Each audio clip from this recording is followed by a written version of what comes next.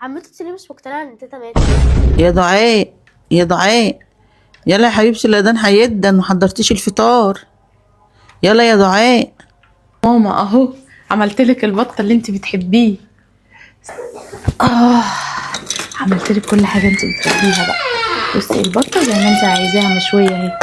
كالعادة عمته هو عملتلك عمرها ما العناب هتسمع. عشان ضغطك، والرز شكله حلو اهو. معلش هو مش زي اكلك، بس يلا عشان انت تعبانه بس عشان تعرفي كالعادة بقى. مهما ما رنيت مهما ما خبطت مش هتردي. الغلبويه جت.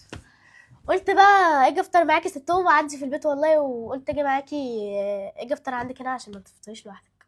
وانا هفطر لوحدي ليه؟ ما جدتك هي قاعده وماليه مكانها. يلا جدتي طب يلا اهو الاذان اهو. انت هتقعدي على رجل جدتك برجليها وجعاها يا بت. عمته تيلي مش مقتنعة لحد دلوقتي ان تيتا ماتت. تيتا مين اللي ماتت؟ احترمي نفسك يا نور بعد اذنك. عمته تيلي مش مقتنعة ان تيتا ماتت. طب احترمي نفسك يا نور، ولو كلمتي وقلتي الكلمه دي تاني انا مش هخليكي تدخلي البيت هنا. يا عمته والله العظيم انا مش عارفه اقنعك ازاي. تيتا ماتت يا عمته، تيتا ماتت. اجيب لك مين يقنعك؟ طيب مفيش حد قاعد هنا. مش هي ماتت بالنسبه لكم، بس هي ما ماتتش بالنسبه لي. ما كفايه اللي راح قبلها. هو انت كل مره تيجي تسمعي لي نفس الموال؟ انا عايشه بيها، قاعده لوحدي بس عايشه بيها. انت يعني ليه انا عايزه بتعملي افوقك من كده؟ اللي انت فيه.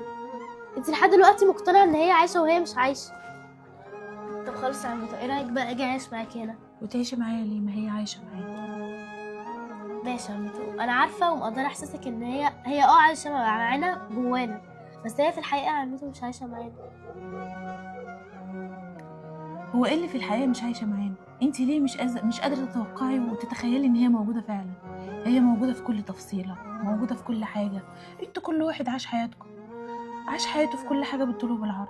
انت قاعده في بيتك، وعمتك قاعده في بيتها، وانا قاعده في بيتها، مش قاعده في بيتي.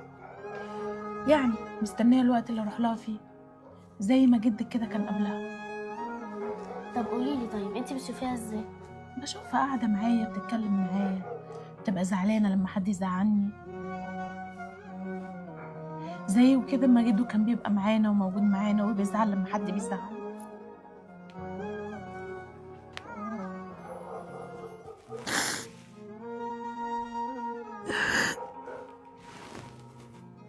خلاص يا عمته خلاص.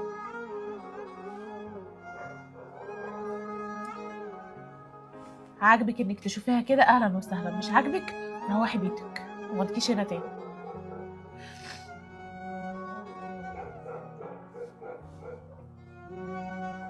خلاص يا عمته ما تزعليش نفسك، انا هاجي هنا واعيش معاكي وهي برضه هتعيش معانا. ما تقوليش الكلمه دي تاني. ماشي. يلا عودي. اللي بيروح بيفضل جوانا مهما عدى على السنين، ما ينفعش ننساه بسهولة لأنه أصلا مؤثر فينا.